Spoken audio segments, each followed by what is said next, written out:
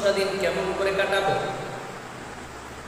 মুসলমান, সামনে এই যে জিলহজ মাস চলে আসতেছে, আর মাত্র 4-5 দিন সময় বাকি আছে। এই জিলহজ মাসের 10 দিনের শপথ আল্লাহ খেয়েছেন। আল্লাহ কসম করেছেন এই জিলহজ মাসের 10 দিনের ফজিলতের ব্যাপারে আল্লাহ পাক রব্বুল আলামিন তার বান্দাদেরকে সুসংবাদ শোনাইছেন। আল্লাহর হাবিব সাল্লাল্লাহু আলাইহি ওয়াসাল্লাম সরকারে দু আলম নবী মুহাম্মদ আরবি সাল্লাল্লাহু আলাইহি ওয়াসাল্লাম বলেন, জিলহজ মাসের 10টা দিন আল্লাহ তাআলার কাছে এত দামি, এত দামি, এত দামি।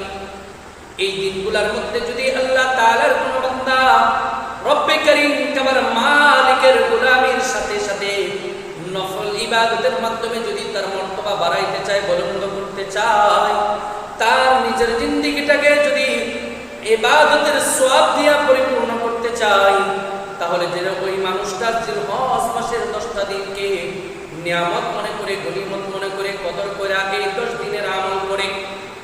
আল্লাহ রাসূল সাল্লাল্লাহু আলাইহি ওয়াসাল্লাম বলেন, জিলহজ মাসের 1 তারিখ থেকে নিয়ে 8 তারিখ পর্যন্ত যদি কোনো বান্দা প্রতিটা দিন রোজা রাখে, রব্বে কারীম ওই জিলহজ মাসের প্রথম 10 দিনের 8 দিনের একটি রোজা রাখার কারণে রব্বে কারীম কাবার মালিক প্রত্যেকটা রোজার বিনিময়ে ওই বান্দার আমলনামায় 1 বছর রোজা রাখার সওয়াব দান করবেন। ও মুসলমান, আপনি আর আমি যদি ওই 8 দিনের প্রত্যেকটা দিন একটি করে রোজা রাখি, তাহলে রব্বে কারীম ওই 8 দিন 8টি রোজা রাখার কারণে দীর্ঘ 8 বছর রোজা রাখার সওয়াব দান করবেন।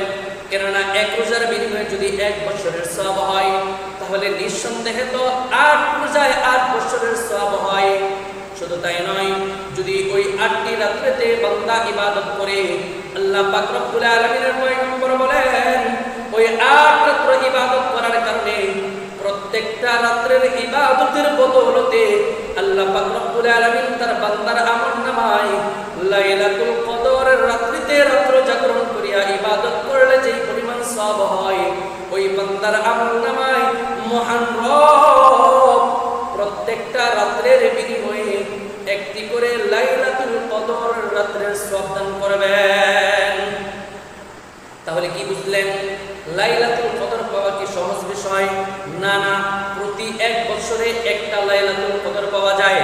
তাহলে মুসলমান, তুমি যদি জিলহজ মাসের প্রথম থেকে নিয়ে 8 তারিখ পর্যন্ত প্রত্যেকটা রাত্র জাগরণ করে ইবাদত করো, তাহলে প্রতিটা রাত্রের বিনিময়ে যদি আল্লাহ তাআলা তোমারে একটি করে লাইলাতুল কদরের সওয়াব দান